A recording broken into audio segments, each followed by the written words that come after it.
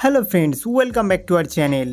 In today's video, I want to tell you how to insert SIM card and microSD card.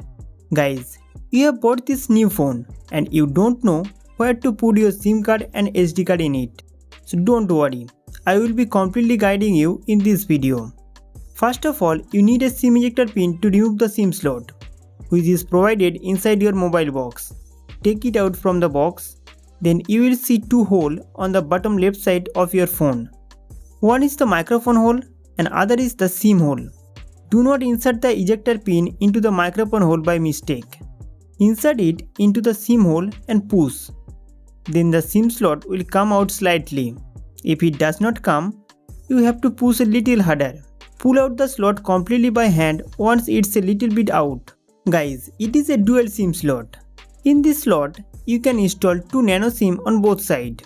There is no microSD card slot. In this way, two nano SIM cards should be set on the both sides and the metal part of the SIM card should be on the upper side. Now two SIM are set in the SIM slot. If you want to remove the SIM card from it, gently hit the SIM slot. After that, one SIM will come out. Then you can remove the second SIM card. Friends, this way you can insert and remove the SIM card in SIM slot.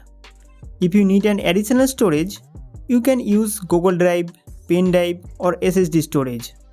After that, I reinserted two SIM cards into the slot. SIM 1 will be placed at the top and SIM 2 at the bottom. Now place the SIM slot with the face to screen text upward and slowly insert into your phone. After SIM installation is done, it will take some time to catch the network signal. After that, open the phone settings. Then click on mobile network. In the network settings, you will see an interface like this in front of you. Here you can select your preferred SIM card for phone call and internet usage.